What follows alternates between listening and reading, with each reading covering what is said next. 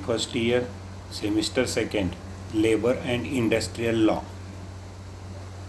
Viva question, broad answer and short question. Marathi and English conversion. Write below as it is. प्रश्न 1. Bonus देय अधिनियम 1965, payment of bonus act 1965. प्रस्तावना.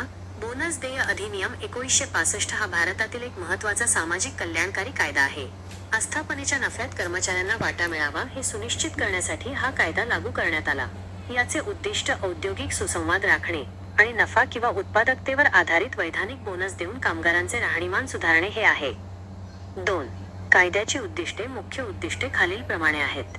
कर्मचाऱ्यांना वैधानिक bonus प्रदान करणे, संस्थेचा नफा कर्मचाऱ्यांसोबत वाटून घेणे, औद्योगिक विवाद कमी करणे आणि सौहार्द वाढवणे, सामाजिक न्याय आणि उत्पन्नाचे न्याय्य वाटप सुनिश्चित करणे. 3. कायद्याची व्याप्ती. लागू असणे. हा कायदा खालील ठिकाणी लागू होतो. प्रत्येक कारखाना ज्या आस्थापनेत 20 किंवा त्यापेक्षा जास्त व्यक्ती काम करतात. हा कायदा भारतातील सार्वजनिक आणि खासगी अशा दोन्ही क्षेत्रांतील संस्थांना लागू होतो. 4. बोनससाठी पात्रता. कर्मचारी बोनससाठी पात्र असतो जर त्याने तिने एका वर्षात किमान 30 कार्यदिवस काम केले असेल, पगार किंवा मजुरी विहित मर्यादेत असेल, वेळोवेळी सुधारित केल्याप्रमाणे. खालील कारणांमुळे बडतर्फ केलेल्या कर्मचाऱ्यांना बोनस मिळत नाही. फसवणूक, फ्रॉड, चोरी, दंगलखोर किंवा हिंसक वर्तन, मालमत्तेचा अपहार. 5. किमान आणि कमाल बोनस. या कायद्यानुसार किमान बोनस पगार मजुरीच्या 8.33% किंवा 100 रुपये यापैकी जे जास्त असेल ते. मालकाला तोटा झाला तरी हा बोनस देणे बंधनकारक आहे, काही अटींच्या अधीन. कमाल बोनस पगार मजुरीच्या 20%. 6. बोनसची गणना. बोनसची गणना खालील आधारावर केली जाते. अ. पगार किंवा मजुरी पगारामध्ये समावेश होतो. मूळ वेतन, बेसिक पे, महागाई भत्ता, डिअरनेस अलावन्स समाविष्ट नाही. Overtime, HRA commission. ब. उपलब्ध अतिरिक्त नफा. Available surplus. बोनसचे वाटप ॲलोकॅबल सरप्लसमधून केले जाते, ज्याची गणना आस्थापनेच्या एकूण नफ्यातून केली जाते. 7. सेट ऑन आणि set of. Set on and set of bonus देयके संतुलित करण्यासाठी. सेट ऑन जर नफा कमाल बोनसपेक्षा जास्त असेल तर जास्तीची रक्कम पुढील 4 वर्षांसाठी पुढे नेली जाते. सेट ऑफ जर नफा अपुरा असेल तर तूट भविष्यात समायोजित करण्यासाठी पुढे नेली जाते. 8. पेमेंटसाठी कालमर्यादा. हिशोबाचे वर्ष संपल्यापासून 8 महिन्यांच्या आत बोनस दिला पाहिजे. विशेष परिस्थितीत सरकार ही वेळ वाढवून देऊ शकते. 9. सरकारचे अधिकार. सरकारला खालील अधिकार आहेत. ठराविक आस्थापनांना सूट देणे, वेतन मर्यादा सुधारणे, अंमलबजावणीसाठी नियम जारी करणे, रेकॉर्डची तपासणी करणे आणि कायद्याचे पालन सुनिश्चित करणे. 10. नियमांचे उल्लंघन केल्यास दंड. जर नियोक्त्याने नियमांचे उल्लंघन केले तर 6 महिन्यांपर्यंत कारावास किंवा 1,000 रुपयेपर्यंत दंड किंवा दोन्ही. 11. अलीकडील दुरुस्त्या. परीक्षेसाठी महत्त्वाचे. वेतन पात्रता मर्यादा वाढवण्यात आली आहे. बोनस गणनेची कमाल मर्यादा देखील सरकारकडून वेळोवेळी सुधारित केली जाते. 12. कायद्याचे महत्त्व. औद्योगिक शांतता राखते, कर्मचाऱ्यांची प्रेरणा आणि उत्पादकता वाढवते, नफ्याचे न्याय्य वाटप सुनिश्चित करते, कामगार कल्याण प्रणाली मजबूत करते. निष्कर्ष. बोनस देय अधिनियम 1965 कर्मचाऱ्यांना नफ्यात वैधानिक वाटा मिळवून देऊन त्यांच्या आर्थिक हितसंबंधांचे रक्षण करण्यात महत्त्वाची भूमिका बजावतो. प्रश्न 2. नोंदणीकृत कामगार संघटनेचे अधिकार. Rights of registered trade union. उत्तर. नोंदणीकृत कामगार संघटनेचे अधिकार.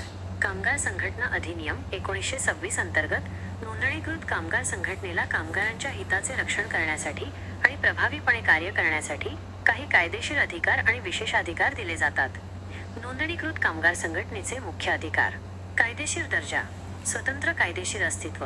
नोंदणीकृत कामगार संघटना एक कायदेशीर व्यक्ती मानली जाते. ती स्वतःच्या नावाने मालमत्ता घेऊ शकते, करार करू शकते आणि कोणावरही खटला भरू शकते किंवा तिच्यावर खटला भरला जाऊ शकतो. मालमत्ता ठेवण्याचा अधिकार. संघटनेला जंगम आणि स्थावर मालमत्ता मिळवण्याचा आणि विकण्याचा अधिकार आहे. सामूहिक सौदेबाजीचा अधिकार. Collective bargaining. संघटना मजुरी, कामाची परिस्थिती आणि इतर फायद्यांबाबत कामगारांच्या वतीने मालकाशी वाटाघाटी करू शकते. सदस्यांचे प्रतिनिधित्व करण्याचा अधिकार. कामगार न्यायालय, औद्योगिक न्यायाधिकरण आणि इतर प्राधिकरणासमोर सदस्यांच्या तक्रारी मांडण्याचा अधिकार संघटनेला आहे. सामान्य निधी वापरण्याचा अधिकार. संघटना आपल्या निधीचा वापर सदस्यांचे कल्याण कायदेशीर कार्यवाही शिक्षण आणि सामाजिक उपक्रमांसाठी करू शकते. दिवाणी आणि फौजदारी जबाबदारीतून मुक्ती. इम्युनिटी. कायदेशीर कामगार विवादाच्या संदर्भात केलेल्या कृतींसाठी संघटनेला दिवाणी आणि फौजदारी खटल्यांपासून संरक्षण मिळते. राजकीय निधी. Political fund. संघटना राजकीय कार्यासाठी स्वतंत्र निधी तयार करू शकते, परंतु त्यातील योगदान ऐच्छिक असावे. नियम बनवण्याचा आणि सदस्य करून घेण्याचा अधिकार. संघटनेला स्वतःची नियमावली तयार करण्याचा आणि सदस्य नोंदणीचे नियमन करण्याचा अधिकार आहे. निष्कर्ष. नोंदणीकृत कामगार संघटनेचे अधिकार कामगारांच्या हिताचे प्रभावी संरक्षण सुनिश्चित करतात आणि औद्योगिक शांतता राखतात. Labor and Industrial Law. Question. Payment of Bonus Act 1965. 1. Payment of Bonus Act 1965. 1. Introduction.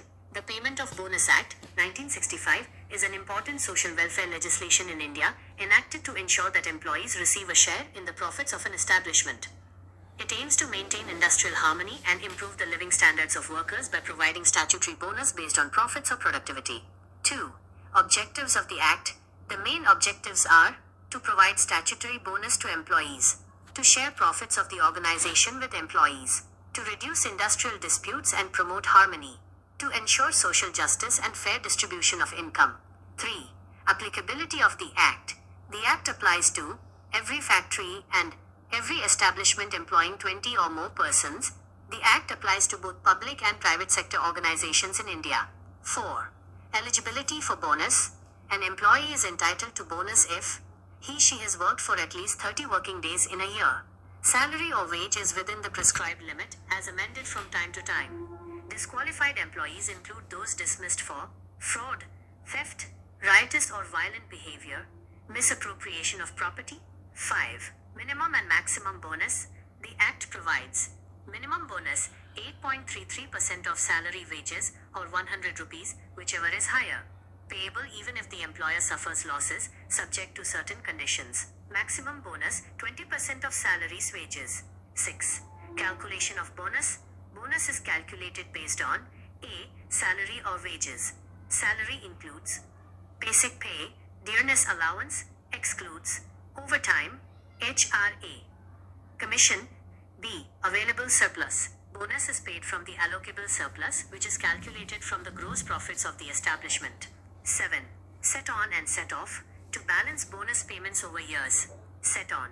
If allocable surplus exceeds maximum bonus, excess is carried forward up to 4 years. Set off. If surplus is insufficient, deficiency is carried forward and adjusted in future. 8. Time limit for payment. Bonus must be paid within 8 months from the end of the accounting year. Government may extend the time in special circumstances. 9. Powers of government. The government has the power to exempt certain establishments, amend wage limits, issue rules for implementation, inspect records and enforce compliance. 10. Penalties for non-compliance. If an employer violates provisions, imprisonment up to 6 months or fine up to 1,000 rupees or both. 11. Recent amendments, important for exams. Wage eligibility limit increased. Latest amendments raised a salary ceiling for bonus eligibility. Calculation ceiling also revised by the government periodically. 12. Importance of the Act. Promotes industrial peace. Encourages employee motivation and productivity. Ensures equitable distribution of profits. Strengthens labor welfare system. 13. Conclusion. The Payment of Bonus Act 1965 plays a vital role in protecting the financial interests of employees by ensuring a statutory share in profits. It creates a balanced relationship between employers and employees and contributes significantly to social and economic justice in India. Q2 Viva Short Note. Rights of Registered Trade Union. AN's Rights of Registered Trade Union.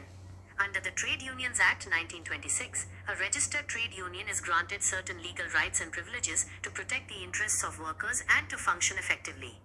Main rights of a registered trade union. Legal status, separate legal entity. A registered trade union is treated as a legal person. It can own property, enter into contracts, and sue or be sued in its own name. Right to hold property. The union has the right to acquire, hold, and dispose of both movable and immovable property. Right to collective bargaining. The union can negotiate with employers on behalf of workers regarding wages, working conditions, benefits, and other employment matters. Right to represent members. It can represent its members before labor courts, industrial tribunals, and other authorities in disputes or grievances. Right to use general funds. The union can spend its funds for purposes such as welfare of members, legal proceedings, education, and social activities. Immunity from civil and criminal liability. A registered trade union enjoys certain immunities from civil and criminal liability for acts done in furtherance of a lawful trade dispute. Political fund. The union may create a separate political fund to support political activities, provided contributions are voluntary. Right to frame rules and admit members. The union has the authority to frame its own constitution/bylaws and regulate admission of members. Conclusion. The rights of a registered trade union ensure effective protection of workers' interests, promote industrial peace, and help maintain social justice. These rights give legal recognition and strength to trade unions in carrying out their functions.